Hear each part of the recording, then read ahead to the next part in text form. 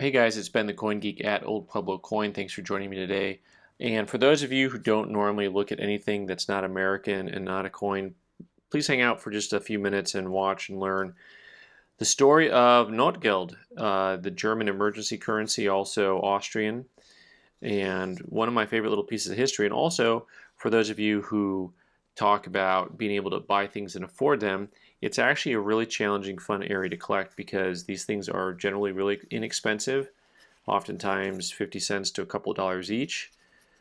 So what happened was you're talking about an emergency issue because there was a shortage of currency, and they were often issued by specific towns. So there is Gutschein der Stadt Naumburg. So these are from Naumburg, and so they were exchangeable there as currency. And one of the things you'll notice is, of course, they have, these are 25 pfennigs, these are 75 pfennigs, a similar side on one side, but then the other side, you get to depict something brand new and different.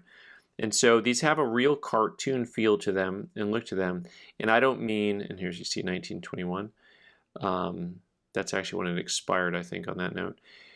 What I mean by a cartoon style is, in a cartoon you have these changing pictures in a similar style, and you see the same thing with German Notgeld. Notgeld is, Geld is G-E-L-D, is money, and Not, the N-O-T is actually a shortening of the word Notwendiget. I did that wrong, but that's okay. I'll get corrected by somebody. But it just means necessary and necessity. Currency that was born out of necessity because they didn't have anything. So here you see once again, these are totally different looking notes on this side and on this side. But of course the design's the same. You can tell that these are all the same. But what's fun about these is they would have a story that they would tell. And so usually I think you would start with the smaller denomination, like the 25 pfennig, and then you would work your way up through denominations, and they would tell a story, which also makes it like a cartoon. So you'd go from the 25 to the 50 to the 75, and then the 1, and then the 2. And basically, like, this story here is, I think, just all of the people's work, and eventually it turns to donkey manure. Right, so, and usually it's a poem. I mean, they were really good at poetry there. Wenn auf den alles macht was, ein Badeboen woben taupen, denn macht es wenigstens den Spaß, und dach du klein Schrecken kaufen. See, it rhymed. But very fun area to collect. You'll see that some of them were very colorful. So most of these are going to be from the 19-teens and 20s. So they had currency issues back in the teens and 20s. And then, of course, part of that's World War I and some of your other regional issues that you ran into. But the technology was interesting because some of them, of course, have really refined printing to them, and others are very crude and basic. Probably just depended on your locale. I'm guessing some places have more money than others. And some of them have more of a postcard photorealistic view.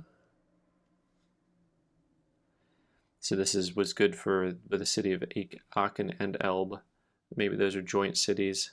I'm not familiar with the region, but you see the sides uniface, and then different portraits on each side here. And for those of you who collect things with beavers on them, there you go. But some of them have a little bit of a photorealistic view. Franz Abt. So local municipalities and banks were issuing these, and they had expiration dates on most of them. And they did actually trade.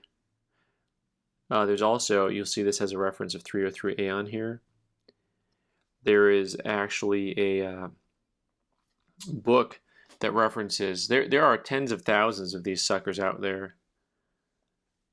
Here we've got the bunnies, here we've got the lake, the land, the squirrels. This reminds me almost, with the running hog, of almost like colonial currency, only 150 years later. So kind of fun, and the type of thing that it's never too late to get into collecting something new, especially if you can do it and it's inexpensive. So these ones here I wanted to show you because they are very much so basic in their overall design and execution. So this is apparently their 700th anniversary as a country also, or as a city-state. Makes you feel young, doesn't it? And then it has the different, 1221, there's 1331, 1430. So it has a timeline here, 1531. The Rathaus was born. Oh no, it took them 300 years to get the government in their way. 1647. 1729. And so, the history of the town, 1805. All right, guys, let me know if you collect Notgeld. And if you've seen this, it is amongst one of the more fun and inexpensive ways to collect history and to collect emergency currency.